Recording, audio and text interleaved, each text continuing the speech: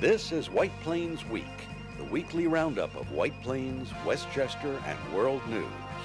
With John Bailey, editor and publisher of the daily internet newspaper White Plains Citizen Net Reporter, WPCNR.com. Jim Benerofe, editor and publisher of SuburbanStreet.com and WhitePlains.com. And me, Peter Katz, formerly with NBC, ABC News, and stations from Boston to Los Angeles. White Plains Week, what's happening, who are the newsmakers, what's in store for the future. The views and opinions expressed on this program are solely those of the participants. White Plains Week is presented on Optimum Cable Channel 76, Verizon Fios Channel 45, and on the internet at whiteplainsweek.com, youtube.com, and wpcommunitymedia.org. Now, White Plains Week. Good evening, Mr. and Mrs. White Plains, Westchester, and the world, and good evening and welcome back. Jim Benerofe back with us from assignment, and Peter Katz, the anchor for all seasons on White Plains Week. Jim, get back in harness with the headlines. And here are the headlines going into Dr. Martin Luther King weekend, January 18th, 2019. City braces for a snowy weekend. Eastern superstructure of Tappan Zee Bridge is demolished, attracting thousands. Mayor Tom Roach appears on People to be Heard, promises requests for proposals for city parcels adjacent to the railroad station. City tests for sewer leaks and illegal connections, which raises a question. French-American School on their website seems cool to building on former Ridgeway Country Club. Westchester County sets record sales tax dollars in 2018. White Plains does not set a record. School district introduces long-range plan looking long-term deficits if revenues stay flat. Governor Cuomo's State of the State message promises major reforms, initiatives. Nancy Pelosi gets her flight canceled. Federal government still closed as of our program this morning. Dolly, Carol Channing dies, but will never say goodbye. Thank you. And we also should mention that Jonathan Hankett of the Westchester Community College, president for many years, died this week. Right?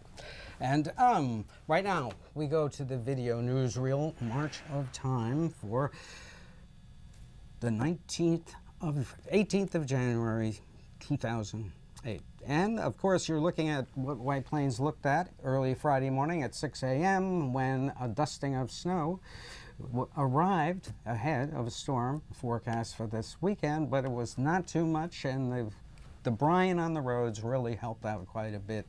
And the roads were fine. There was no problem this morning. There was some gloom and doom in the forecast. Part of the problem is because of the government shutdown. The National Weather Service is not able to maintain its computer systems properly. Therefore, the weather information that they're basing the forecasts on is getting worse and worse, which means more inaccurate forecasts. We'll see what happens this weekend. Thank goodness for Steve Teeling, who is getting the forecasts absolutely right for about the last month over on News 12, an old-fashioned weatherman who actually says what he thinks is going to happen instead of what maybe. Well, I still had to clean off my car. Yes, that's right. But anyway, I think it was better when Uncle Wethby gave the weather. Uncle Wethby knew everything. Yeah, but he really packs a lot of information in, and he's really been very accurate. And now, coming up next, we have the big story of the week. A lot of people saw it. It was the demolition of the eastern structure of the old Tappan Zee Bridge, and we have exclusive video from O'Sullivan Studios. Well, that was a boring one.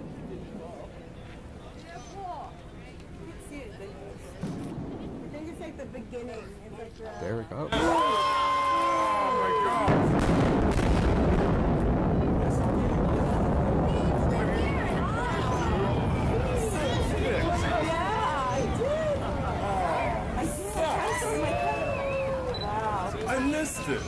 Instant replay.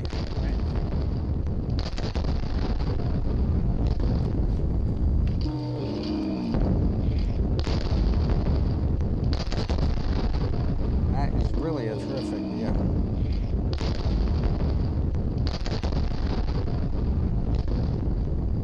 They should have done it on the 4th of July.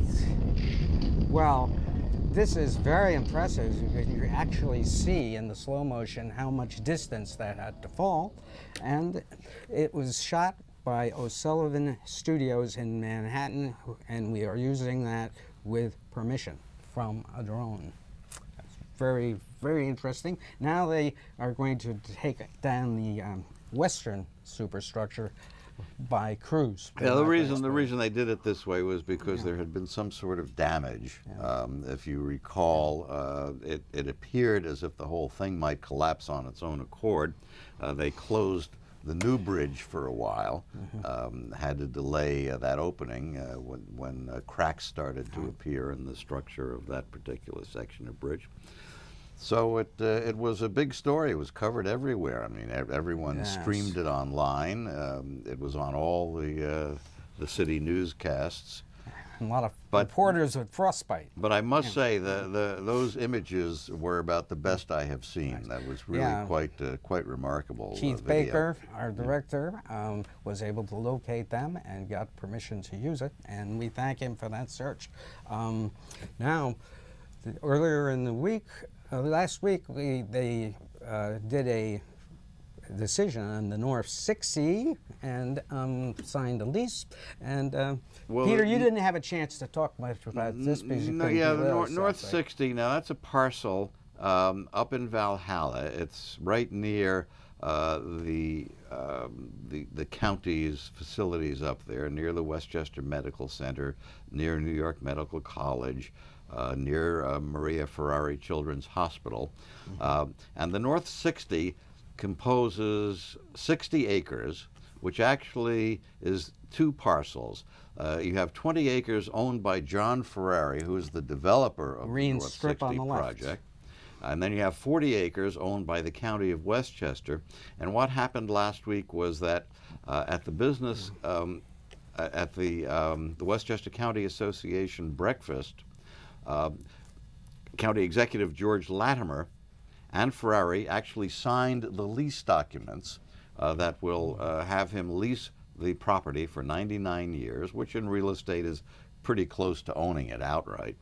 And then he will proceed to develop it. The development will be done in phases. It's going to take him about a year to 18 months, he told me, to get local approvals that he's going to need and to do the environmental studies that are required. They hope to have the shovels in the ground immediately after that.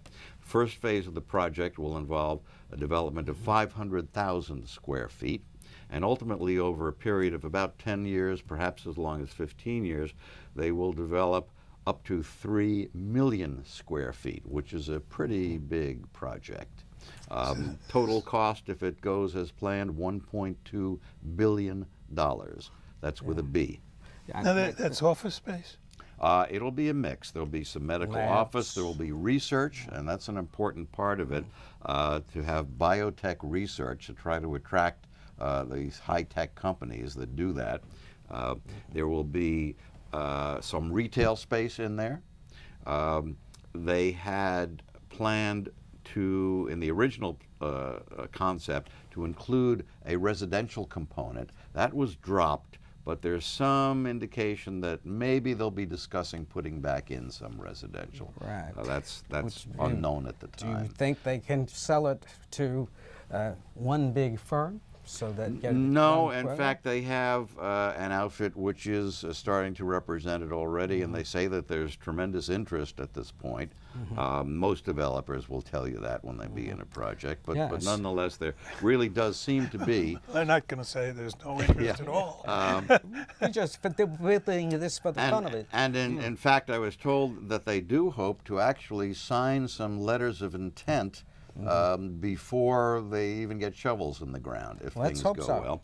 Ferrari did tell me that he anticipates no problems at all in financing this. There also will be a 120-room hotel.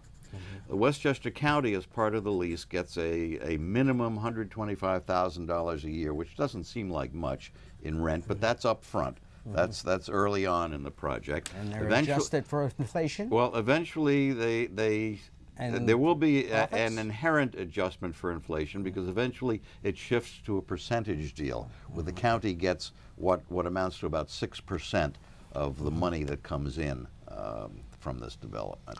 Yeah.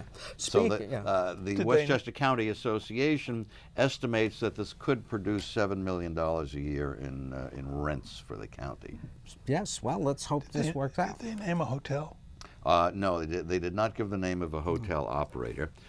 They do estimate somewhere between 8,000 and 10,000 permanent jobs will be created. During construction, they anticipate about 4,000 jobs will be created. Well, as I say, as soon as they can get rolling with this, better.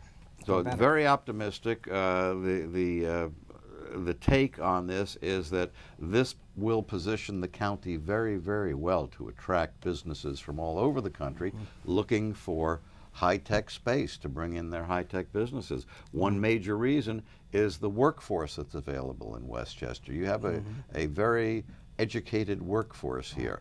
You have people who have the technical skills that will be needed to do the kind of research that they anticipate going on here. Well, let's hope they stay here, if they can afford it. Right.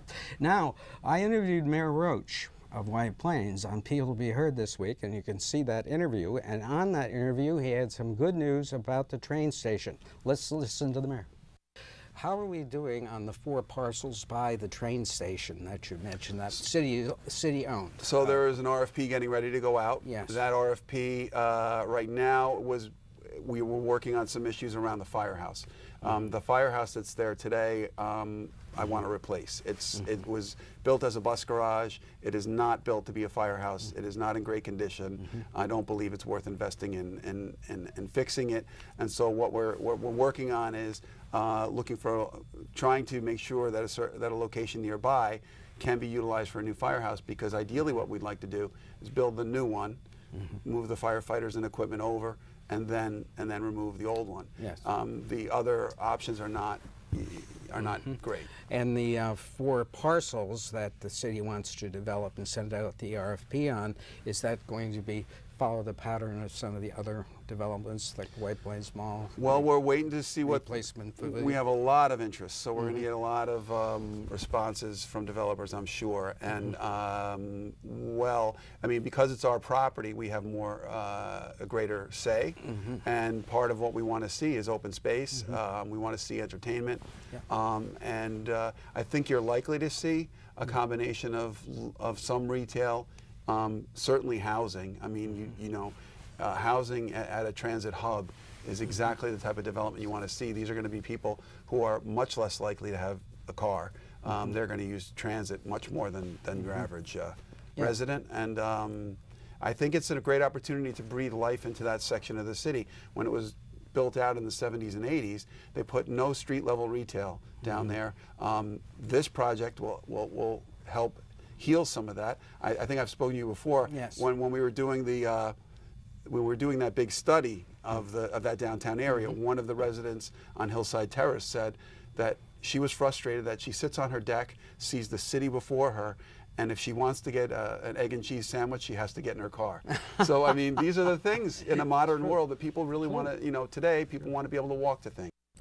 Right, you can see the rest of that interview. It covers a lot of topics, including the what's going forward with the Galleria and red light cameras, and you can see it on People to Be Heard on WPCommunitymedia.org. And the key there is they're going to bring in more red light cameras. That's the plan, right? The first experimental ones, I guess, are producing enough tickets to justify expanding it. It's working, right?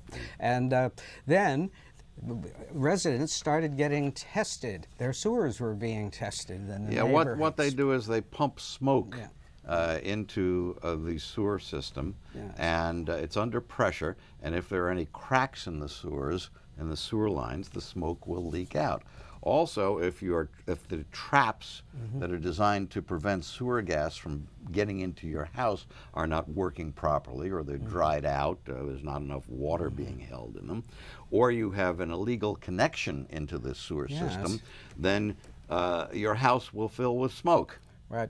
I was talking to a person who's very familiar with those neighborhoods, and they said way back when many of those streets around the Fazzi site and In the Rosedale neighborhood? plumbers would save a lot of money by just attaching the sewer line. That's what they said. So this may cost a lot of people a lot of money. Now, another thing that I ran across this week, on the French American School website, they had this statement about their school. They're looking for a new headmaster, and he is going to have to fundraise, or she is going to have to fundraise, and they also, in this paragraph, state that he would have to either oversee the FASD construction going forward, or perhaps find another site. That was the intent. So they may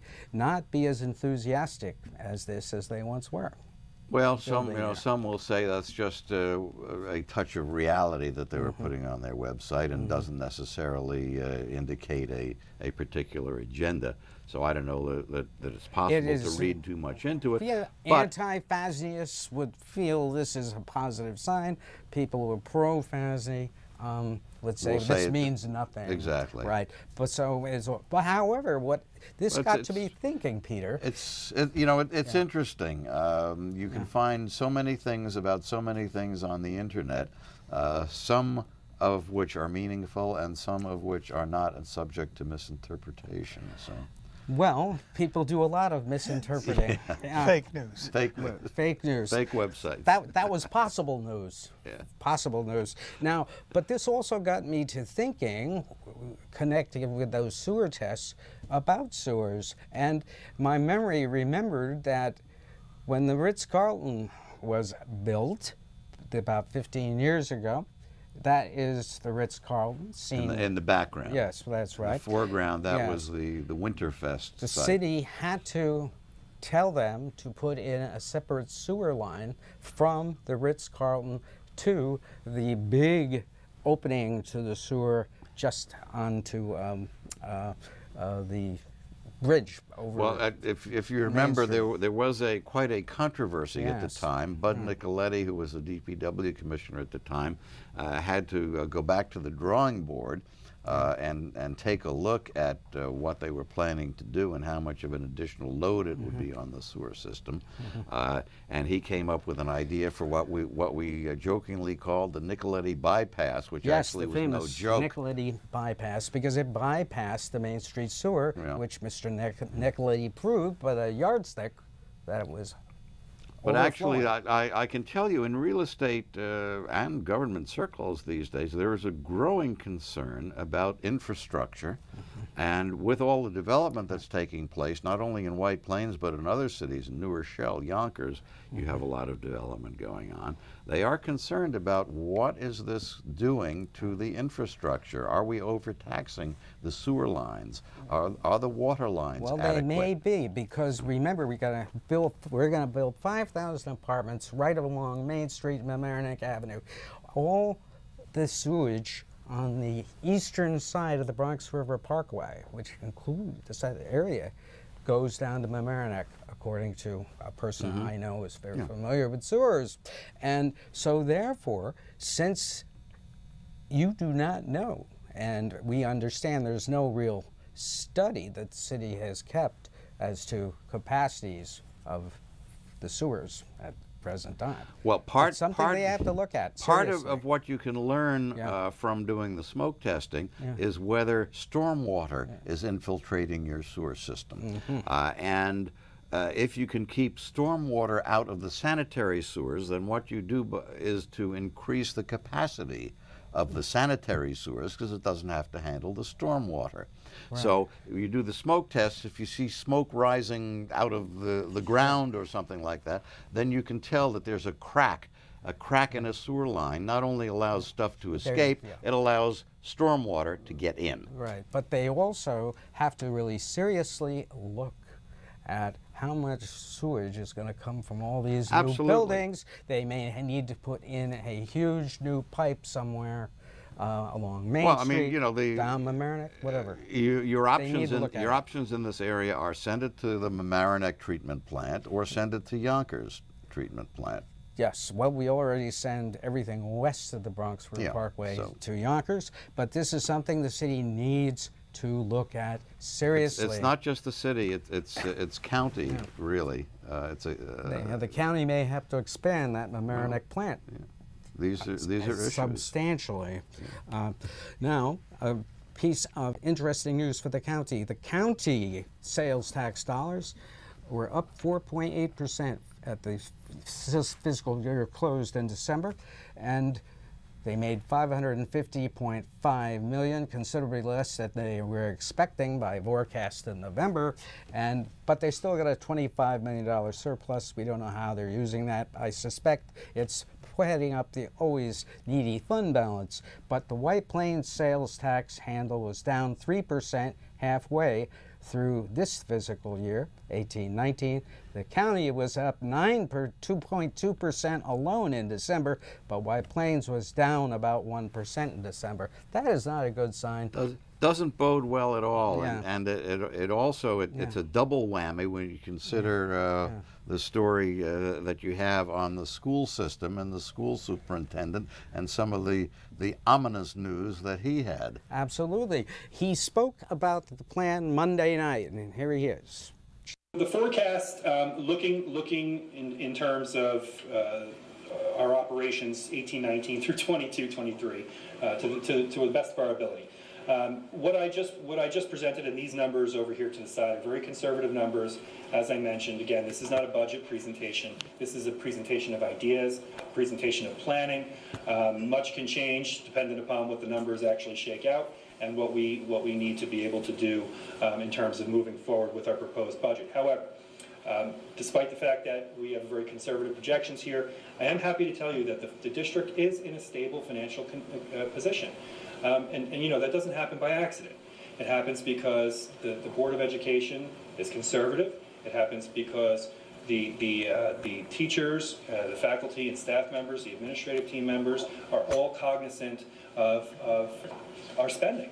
And so what we're trying to do is we're trying to be as efficient as possible, make sure we're spending our money smart, and making sure that when we can plan for the future, we're doing that. So things like having a capital reserve or tax cert reserve, these are smart moves that have helped us and continue to stabilize us moving forward.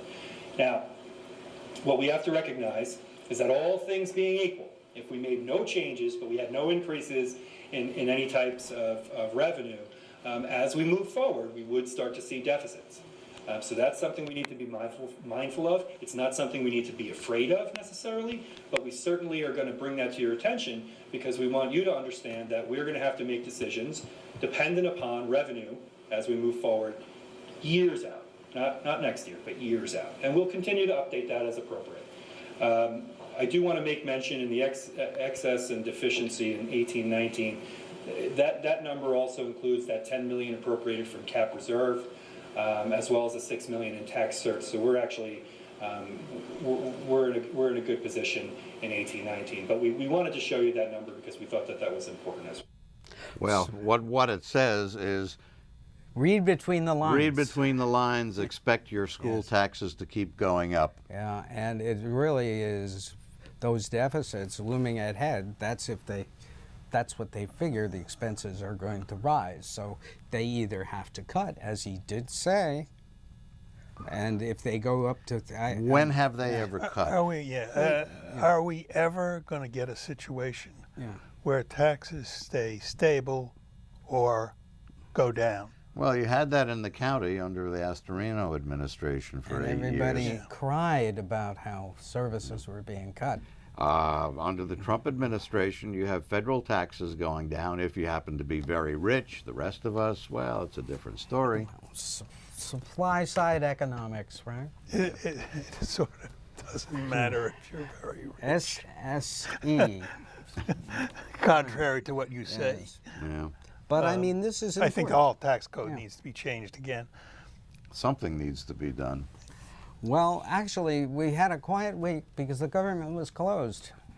So, Was it ever? yes. Yeah, And it's all. do we miss it? Well, it's the Yes. we have a partial government shutdown. It continues. It's the longest in U.S. history, and the whole thing is because Trump wants his wall. He's having a temper tantrum. He wants to build this wall. It's a medieval project. It's He's a something- walnut.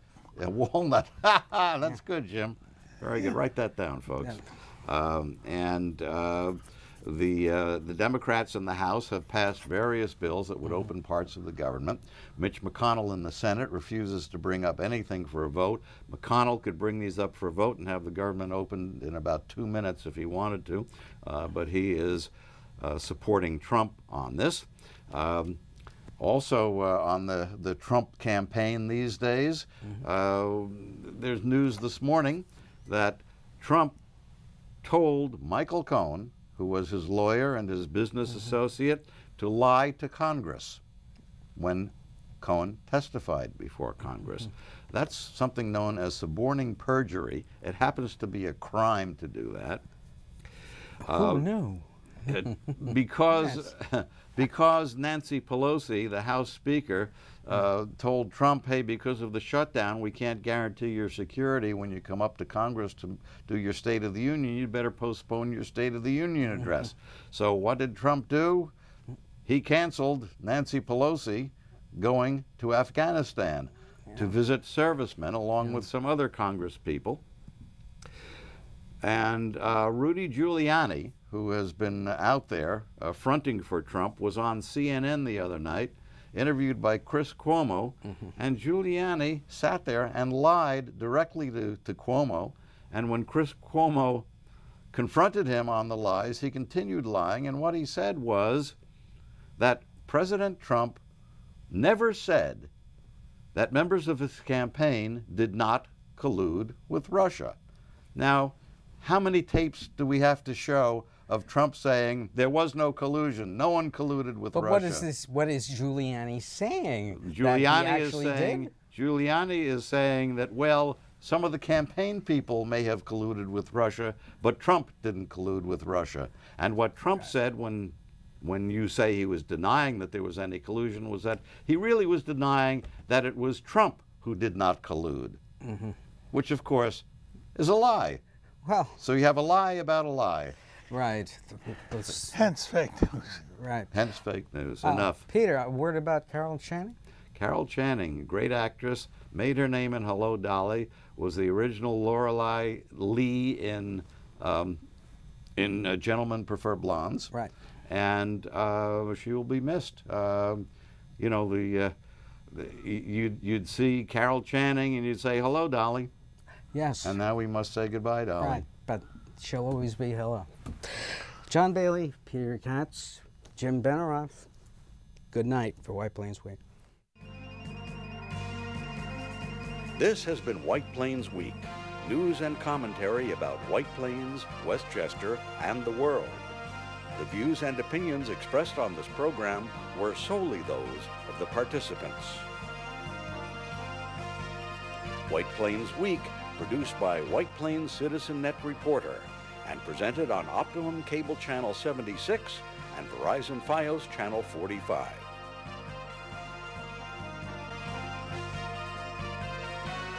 You may view White Plains Week anytime on the internet at whiteplainsweek.com, youtube.com, and wpcommunitymedia.org.